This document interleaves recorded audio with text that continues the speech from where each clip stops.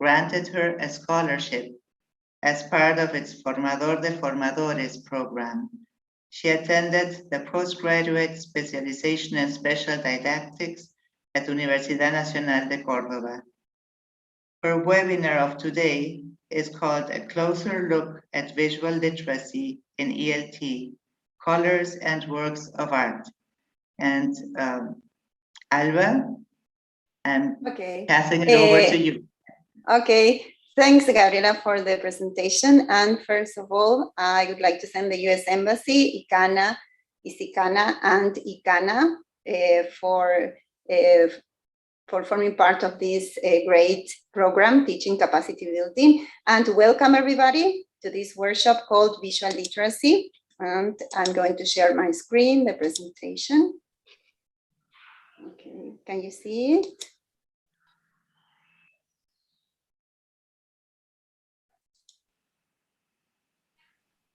Okay, there it is. So my presentation is about literacy, visual literacy in English language teaching. And today we are going to focus on colors and works of art.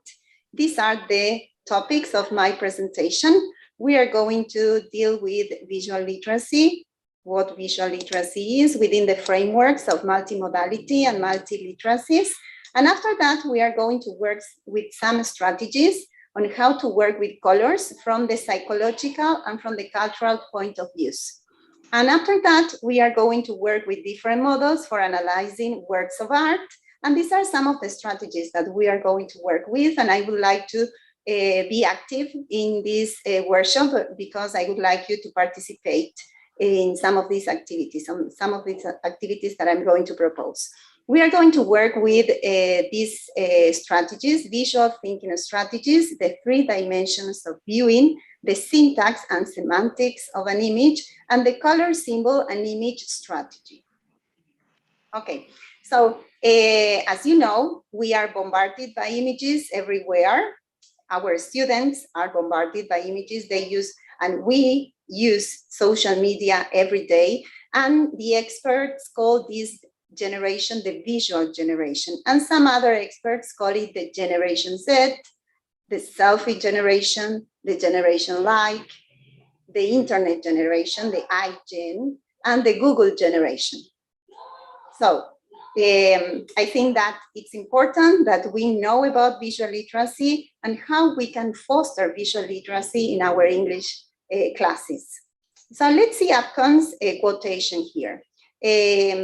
Literacy is the ability to express oneself in an effective way through the text of the moment, the prevailing mode of expression in a particular society.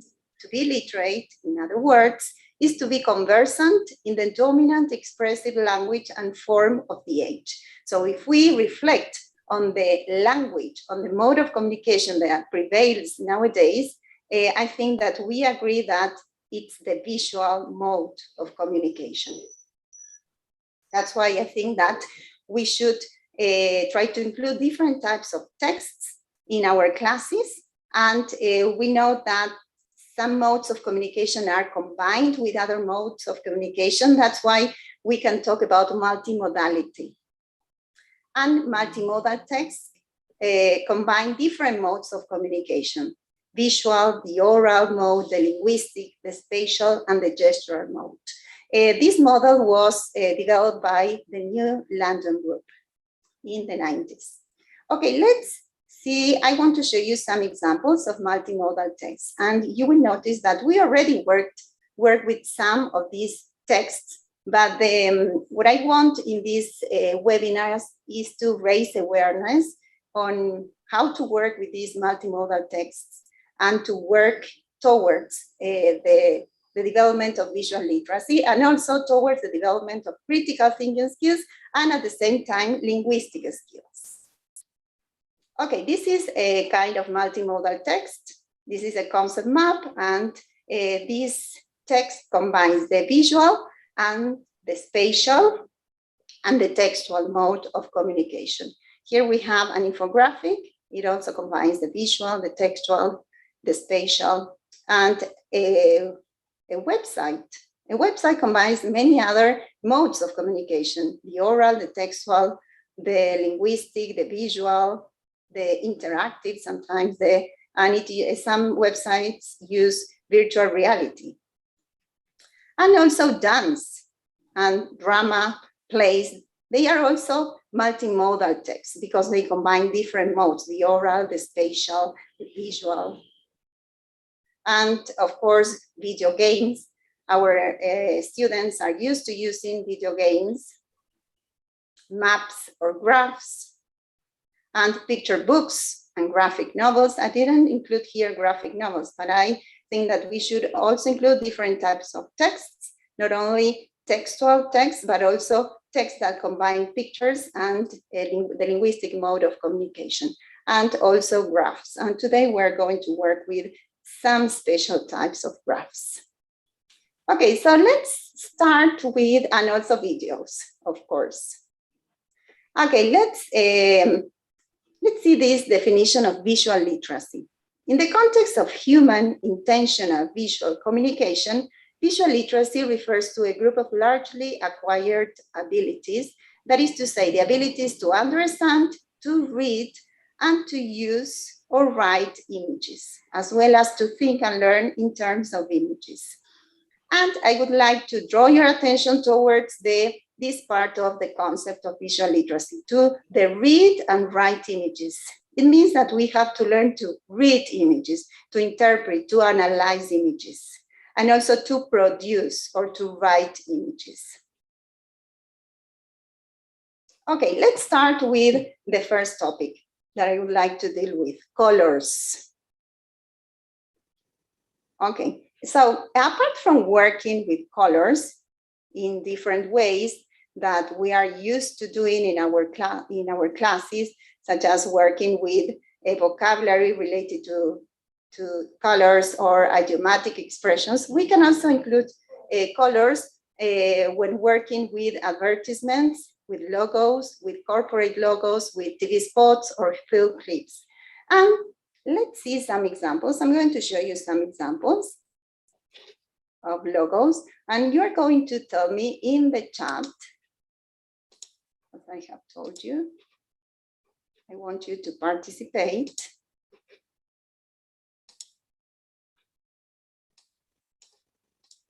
Okay. Look at this one. Yes, this is a very famous logo, McDonald's logo. What types of modes of communication does it combine? How many types? Can you write in the chat?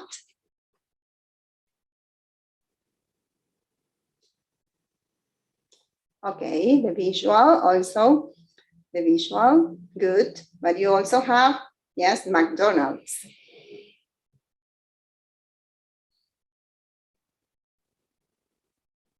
Okay, the visual, okay. Don't you think that this logo also combines the textual mode? Okay, visual and textual, good.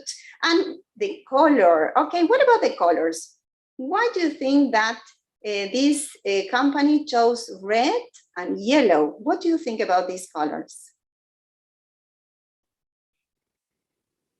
Okay, the spatial, striking, okay, they are striking colors. Okay, thanks, Mona Lee. Okay, yes, they are striking, very bright colors. Do they call your attention? Yes, okay. They are warm colors. Yes, you're right, Ursula. Yes, okay. Let's see why McDonald's chose these colors. Okay, so red, it says here red, it is used to increase appetite and to increase the sense of urgency so that customers, yes, feel in a hurry and they eat and they go away rapidly. Okay, good. Yellow is also the color of cheeriness and optimism. And also these colors are appealing to children. And I'm going to share all the materials, the presentation, everything at the end of this webinar through a Padlet. So don't worry, because I'm going to share the link. Yes, there is a link here where you're going to find all the meanings of colors and a nice infographic that has these logos. that you can use in your classes. Let's explore another logo. I think that some of you would love this place, Starbucks logo. What do you think about that? Look at the logo carefully. What is the image that you can see there? What do you see? Have you ever stopped to observe closely the logo, Starbucks logo?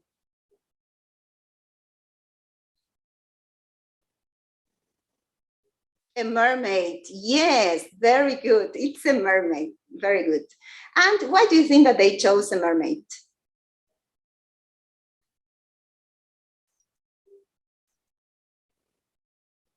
Okay, yes, it's a mermaid. Why do you think that they chose a mermaid? What do you think that it represents? Okay, yes, it's a mythical character. Yes, and okay, to all your customers. And why green? Why green? Why do you think that they chose green? Green is, okay, relaxing. Green is related to relaxing, yes. Okay, to create a nice atmosphere. Okay, let's see the explanation here in this infographic. Nature, very good, Carolina. Yes, nature, it's related to nature. They chose the mermaid, because it says here that it stimulates the customers' associations with nature. And using green promotes a sense of relaxation, inviting customers to take a coffee break and de-stress. Okay, good. Okay, good guesses. Very good. Thanks for your participation. And it says here that it's the only top global brand which uses green as its primary color. Okay, so in the website, you are going to find more information about colors and how to include them. Whenever you deal with a unit that is that deals with advertisements, advertising, okay, so you can include this activity. Okay, let's continue with colors and the cultural meanings of colors. Look at the picture there. Who is he?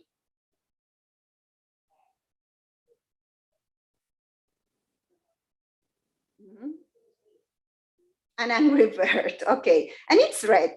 And tell me, what's the meaning of red? What does red represent in our culture, in our Western culture? And I see that there are participants from other countries. So I think that I read that someone was from India. What does red represent in India or in other parts of the world? For us, what's, okay, passion, annoyance, strong emotions, right? Danger, rule. Okay, good. Yes, red represents anger. Okay, fury. Good. Okay. Red, danger, warning. Okay, it's the same here. It represents that. Okay, so in Western countries, red represents love, passion, anger, energy, and warning. And according to the web page, to the sources that I consulted, in Eastern countries, it represents prosperity and good fortune. So colors represent different things in different parts of the world. It says here that in India, it represents fertility. Okay, let's look at the other color, blue. What does it represent in our culture, this color?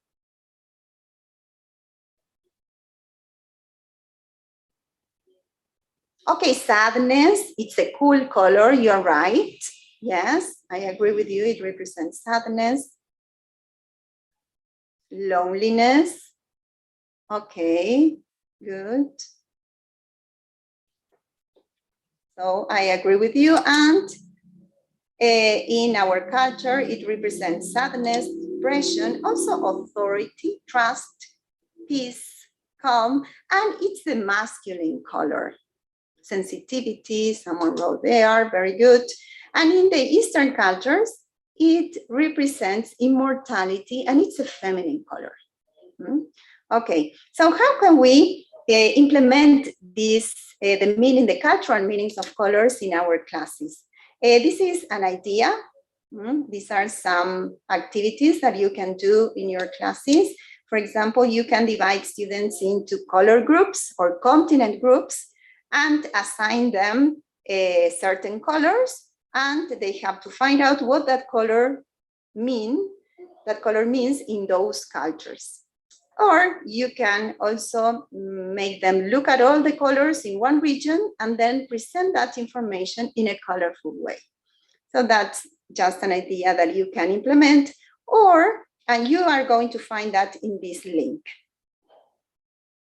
Okay, you can also, if you work with children, I also suggest that you use picture books, especially this one.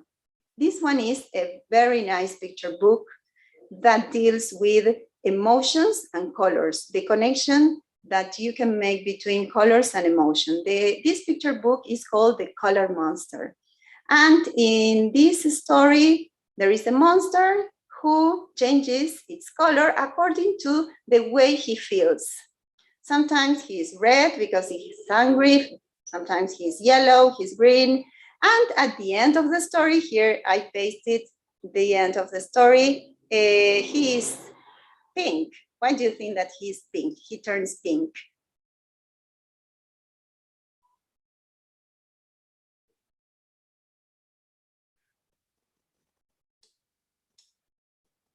Okay, love. Yes, it seems that he falls in love, or friendship. Yes, I agree with you. Comfort. Good. Okay, I suggest that if you work with children, you look for this book because it's great to work with emotions and colors. And there are many, many resources about this. Okay, there's another.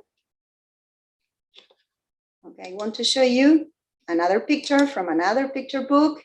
This is called Little Beauty, and it was written by Anthony Brown, an English, a British writer. And I included this picture where the gorilla turns angry, and the picture is red. So you can make the students infer why the page is red, why the gorilla is red there, and the words, how the text is arranged in the page. Okay, here we have another example from another picture book. These pictures were taken from Gorilla by Anthony Brown. And this is a story of Hannah, a little girl whose father doesn't have much time to spend with her.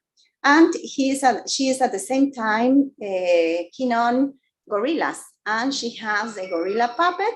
And this gorilla puppet comes alive one night.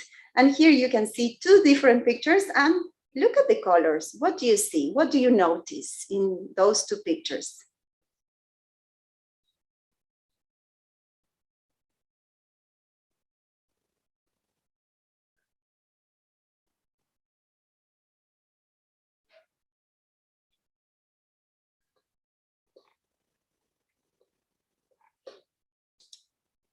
Okay.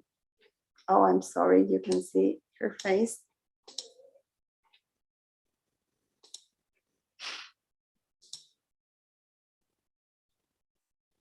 Okay.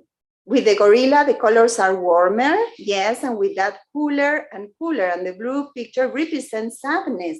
Very good. So in that way, you can implement the colors, the interpretation of colors in the class, and make students aware of the differences between these two pictures. Why the artist chose to use warm colors or bright colors and cool colors in one picture, where, for example, Hannah, look at the distance, the proximity. Yes, the father seems to be very far from Hannah.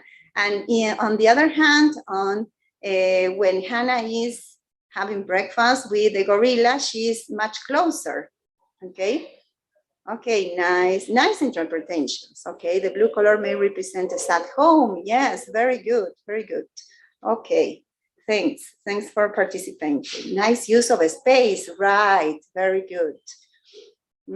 Okay, let's continue. So we finish with colors. You have some ideas to work with the psychology of colors and the cultural meanings of colors. Now we're going to turn to another type of image. Okay, look at this. Look at this. I wrote here as a title, Science in Disguise. And look at the picture carefully and write. What do you notice? And what do you wonder?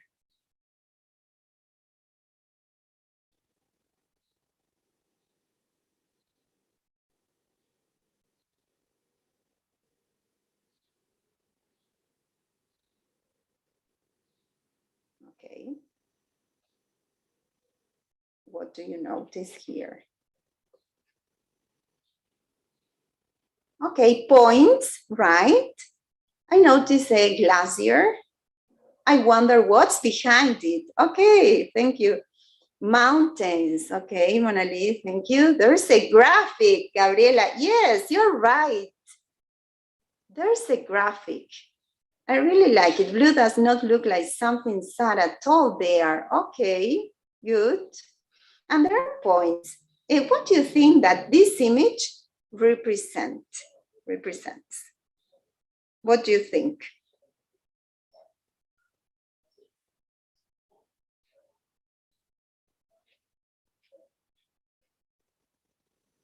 Okay, there's a graphic. This is actually a graph. This is a graph, and this graph was made by Jill Pelto, and it represents the melting of glaciers throughout 1984 and 2014. Jill is an artist and also a scientist, so she mixes her two passions, and he creates graphs, but in the form of pictures, nice pictures, okay, works of art. Okay, so let's look at another.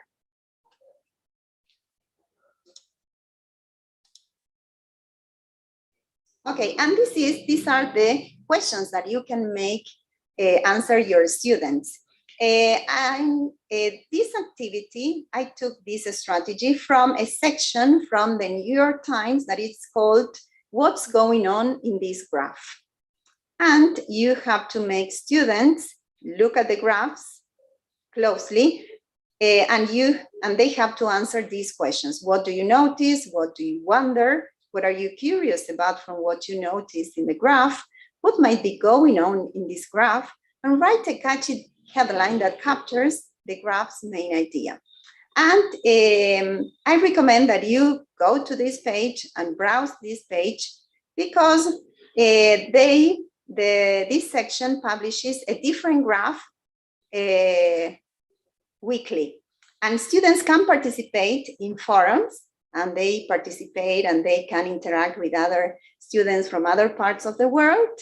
And at the end of the week, they reveal the answer. So it's interesting, it's motivating for them.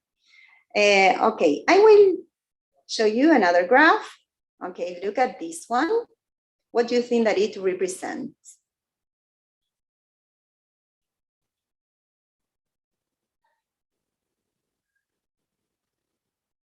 Smoke, okay, it's a fire. Okay, good. Deforestation, very good. Yes, it's a graph that represents that. Okay, let's see, this is the actual graph, and it represents how global warming increased since 1880 and 2014. Okay, so let's look at another. This one is my favorite. Okay, what do you see?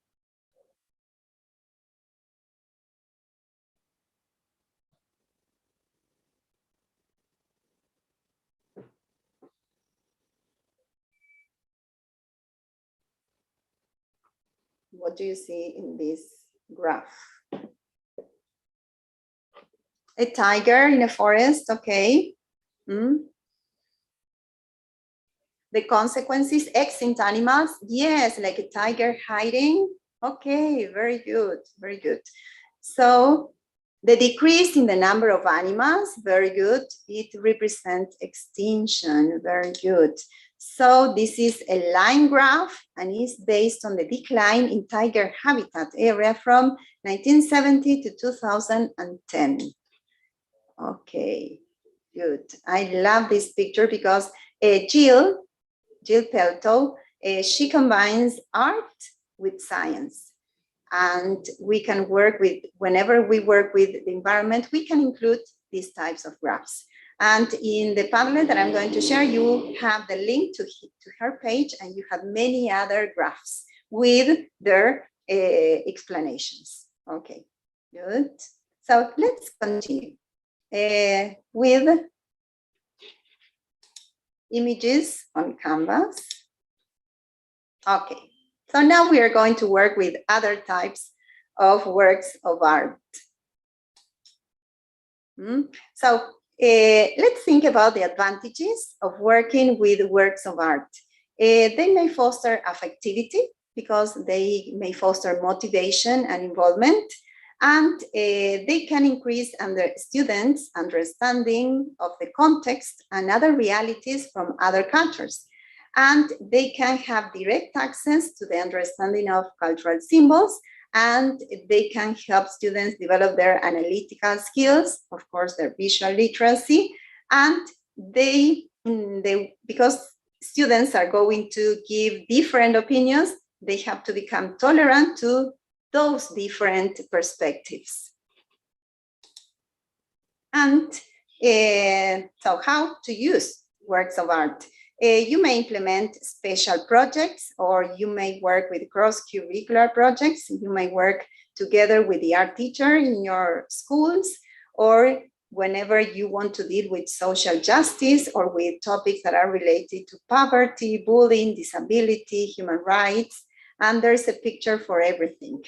And there is a web page that's called WikiArt, and I'm going to share that that web page with you, because there you have different types of works of art divided into different schools, and you have all the explanations of all the information related to those works of art. And so our aim to work with works of art would be to connect the aesthetic component and social awareness. So let's start with some strategies that I chose to show you today. These are called artful thinking strategies. And look at the picture that I have here. So this is a picture made by Pablo Picasso in his blue period. And this painting is called Beggars by the Sea. With this type of images, you can use many strategies, but I chose this one that it's called beginning, middle, and end. So you can make students think that if this image is from the beginning of the story, what happens next? If this is the middle of the story, what happens before and after? And if this is the end of the story, what led to this point? That way, you can work with storytelling, with a simple past, past perfect, or simple present. It depends. So you can include works of art in this way. And also include the use of colors, because this painting has different colors, hue colors. Okay, so let's continue with another strategy, and I want you to participate in this one. Okay, this strategy is called I see, I wonder, I think.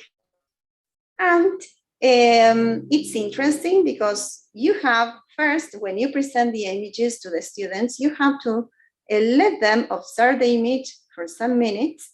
And after that, you have to ask them what they see, what they wonder, because they have to ask themselves, and they have to know that after I wonder, or you have to let them know or give them sentence frames in order to know how to write the sentence in the correct way. I wonder how, I wonder why, I wonder what, and then they have to complete the I think sentence. And You can also make them join the sentences. When they say, I see this, which makes me wonder why or how. And you can also make them join the sentence, I wonder why, because I think that this is like this. Okay, so you can make them work with the sentences in isolation, or you can make them join the sentences. It depends on the level of the student. So you're going to use this strategy now with this picture. Look at this. So write in the chat your ideas. I see, I wonder, and I think.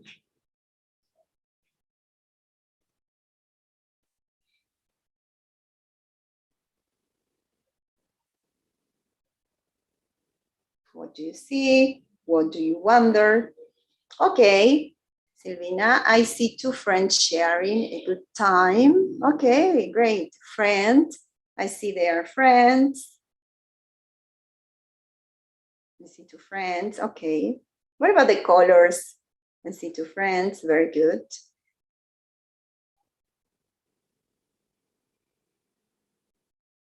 What about the colors? Why did the artist choose yellow and orange?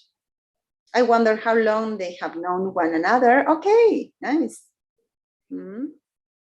Cheerful colors, orange is related to transformation. Okay, yes, you're right. I see two friends hugging. I wonder if they are celebrating an achievement. Okay, so in this way, you can make them create other images. You can make students imagine or connect ideas and see an image that transmits happiness. Okay, the image related to feelings, very good, warm colors. They may have met after long. Okay, very good. I see an image that transmits happiness. They haven't seen each other for a long time. Excellent. Okay, good. Thank you for your participation. So this is a picture made by Keith Haring. That's the name of the picture, and is called Best Buddies, and it was made in 1990. Okay, and I want to show you I made this activity with my students, with my B1 students, and also, I don't know if you can see my chat, because I have the chat open, but I don't know if you can, if that disturbs the viewing of the full screen. Okay, so I work with this activity in an online class, and I use Jamboard. If you don't know about this tool, this is a very useful tool. It's a collaborative tool that you can use in online classes and also in face-to-face classes. But I find that this is a good tool for online classes. And you create the Jamboard. You can create multiple Jamboards for different groups or for different pictures or different questions or for any activity that you want to do. And I use the same pictures that I use with you. And I made them, I included this activity when working with the passive voice. And that was just an excuse to include these pictures. And I wrote the name or the title of the picture, and I made them investigate who painted that picture. And we can see there some students' responses. I see two buddies having a great time. I think that painting represents the affection and friendship between two people. I wonder why the artist decided to use those colors and a simple drawing style. Yes, because it's very simple. I think that those friends are laughing. Okay, I like that, that opinion, because you cannot see their faces, but this student imagined the faces of these two friends. And I also worked with, I want to share another example, and I included, I chose Guernica, painted by Pablo Picasso, and These are some of students' opinions about this picture. I see a person carrying a kit. I think Guernica was painted by Picasso. I wonder if a woman is burning on the right side of the paint. I see in the picture a lot of body parts, like if there were a destruction. Okay. So according to the colors, to the images, to the forms they see, they can infer the meaning. And you can also work with the context of the paintings. You can also make them relate the paintings with some historical events. Okay. So now we're going to learn about another strategy that you can use in your classes when you work with images. This is called the 3 dimensions of viewing. And this model is adapted from Kahlo and Serafini, and you can find this in Goldstein. And you have this resource, Goldstein's handbook, in the Padlet that I'm going to share. And the 3 dimensions of viewing deal with different aspects of images, with the affective and perceptual dimension, the compositional and structural, the critical, and the,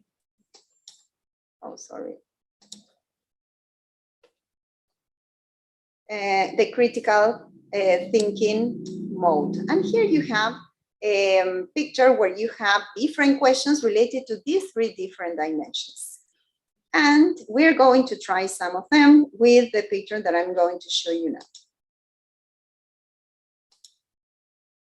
Okay, with this one. I chose, in this case, Antonio Berni's painting. This is an Argentinian painter. And this is called Manifestación or Demonstration. And it is from 1934. So I chose these 3 questions. The first one relates to the first dimension, the perceptual and affective. How does the image make you feel?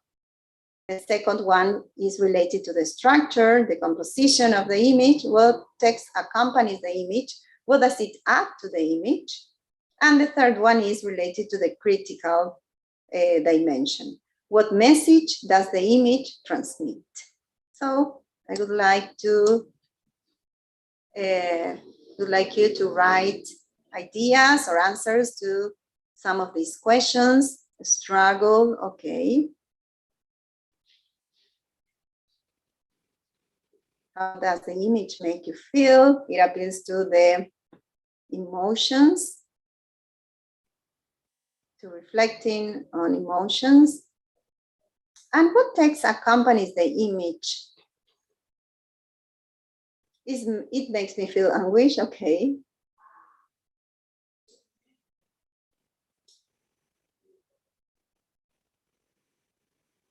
Oppression, okay, thank you. A little bit sad, protest.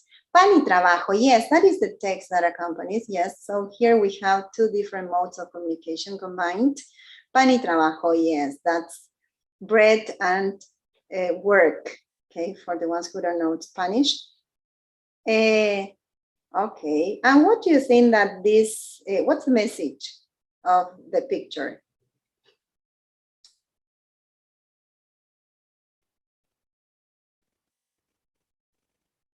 What do you think?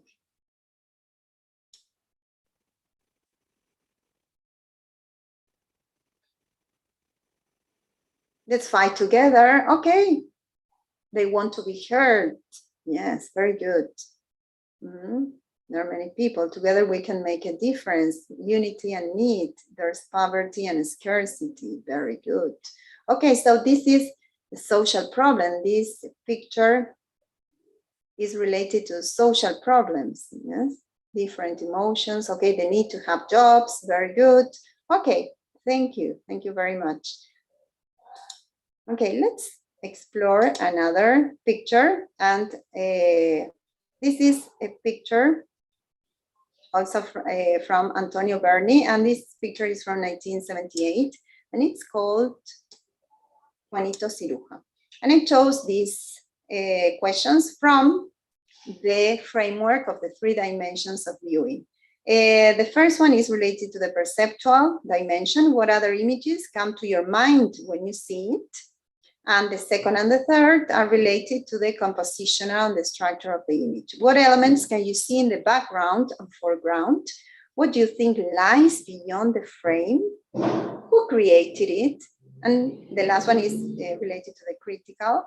Who created it and for what purpose and in which context? Okay, poverty, very good. Yes, it's related to poverty. And look at the picture and it makes use of a special technique. Recycling, yes, it's related to recycling, sadness, very good. And collage, yes, it uses the collage technique. And I like this question, the third question, what do you think lies beyond the frames? Because it makes you imagine what's beyond the picture. I think it's interesting. And look at the sky. The sky is not blue. Okay, he seems to use gloves to pick up rubbish. Very good. Sizes, very good. Okay. I decided to include these types of pictures because we are dealing with the with topics related to social awareness, but you can use any other types of pictures in your classes. But you can adapt their strategies. That's the important thing. Again, sociological issues, very good. You can adapt the activities to any pictures that you use in class. Okay, and the last strategy, oh no, I think that it's not the last, but it's almost the last one. So this is about the syntax and semantics of an image. Remember the definition about visual literacy? I highlighted the read and write images phrase. So it means that images have a grammar, a special grammar. They have a visual grammar. There is a very well-known author that deals with multimodality, who is called Gunther Kress, and he deals with the visual grammar of images. And if you deal with the syntax of the image, we are going to deal with the graphic composition, with the colors, with the perspective, with the position of the objects, with the colors. And if we deal with the semantics of an image, we are going to deal with the underlying assumptions, the values, the context, the relation of the image with the external world, so with the meaning. And the syntax has to do with the structure of the image. And here you have some practical questions that you can use to work with the images, to work with the syntactical analysis and semantic analysis. For example, and you can also use these types of questions with films and also with photographs, because you have this question, how was the camera placed? What's the focus of the camera? That's important. And here I included another colorful picture of, painted by Keith Haring. This is called Computer Brain. And these are the questions that I chose for this image. What is the most important element? What does the color palette say about the image? Who created this image? In what context was it created? And what does this image say about the culture? Okay. So I think that this image is thought-provoking. It is from 1989, so it is related to the context. And look at the type of computer that this creature has in his head. So you can foster a lot of discussion and promote a lot of discussion in your classes through pictures, I think. Okay, and I'm going to show you very quickly the last activity, the last strategy that's called color, symbol, image. And you can work with this routine after students have read a passage from a book, a short story, a poem, or watch a short film. You have to, after reading a book or watched a film, you can make students choose a color that represents ideas in the book, you have to make them choose a symbol that represents the ideas or the events that you have in the book, and an image that explain, and they have to explain why. I'm going to show you some examples very quickly. After making my B1 level students read The Street Lawyer and by John Grisham, this is one example. This student chose the image of a homeless or a person giving something to a homeless man, and she wrote here, I chose this image because in the story, the main character leaves behind his luxurious life to help homeless people who are being illegally evicted. And the color, this student chose blue because it represents freedom, justice, perseverance, and those are the main ideas of the book. And the symbol that she chose was a gavel, the hammer the special hammer that judges use, that's called gavel.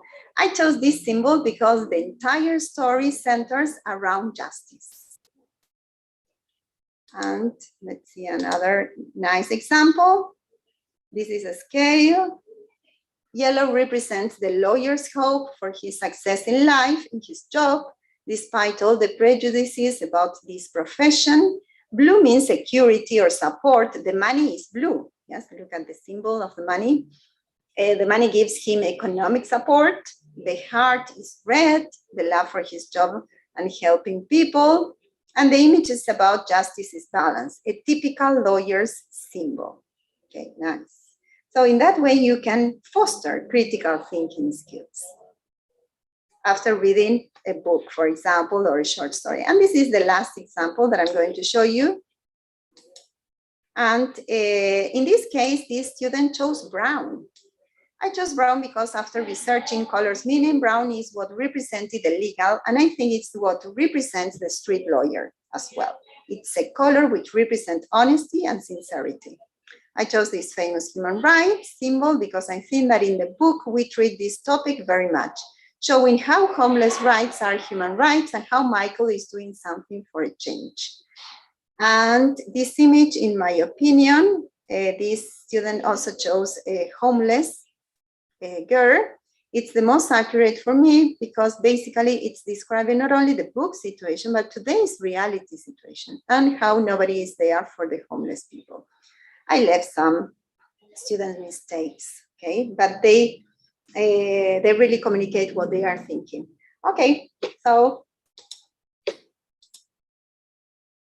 okay, this is another very funny picture, but I'm going to share the picture, everything here, so you can browse and look at the pictures carefully and look for the resources. Okay, and this is the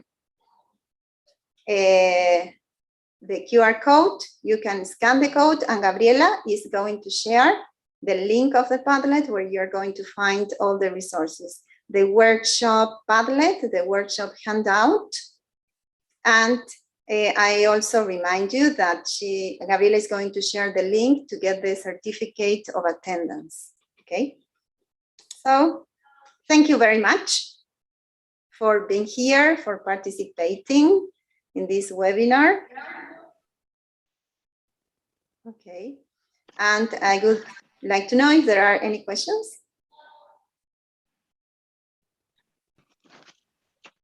I can't see any in the Q&A section, but I think everybody was really amazed and followed your lesson. I think it was wonderful talking about colors and how that relates to our feelings and to so many things, really. Okay. Thank you, everyone. Alba, we want to thank you, Alba. It was really wonderful. Thank you so much for sharing your insights. Thank you so much for talking about such an interesting topic. I want to thank you all, to our audience, and I want to thank the embassy again for their support, and we would like to invite you all to register to our next teaching capacity building webinar, which will be next Friday in a week. So thank you so much. Okay. Yes, Gabriela, I think that, I don't know if you have already shared the link for the Yes. certificate. Okay, Yes, okay. no, the certificates, no, I don't know. Sorry, I didn't. I think that only the Padlets link. Yes, yes, Sergio is going to share the certificate Okay. links. Okay. Okay. Okay. Okay, thanks everyone. And thanks for your comment. Much. Okay, and we'll see you next week then. Bye-bye. Okay, see you. Bye-bye. Thanks everyone. Goodbye.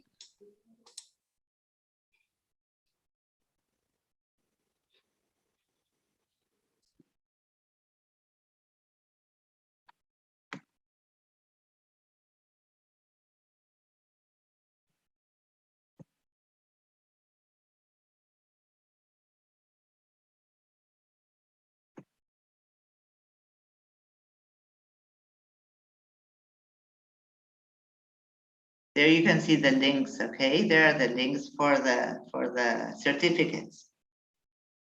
Yes, it was a wonderful presentation. Thank you, Alba, again. Thanks.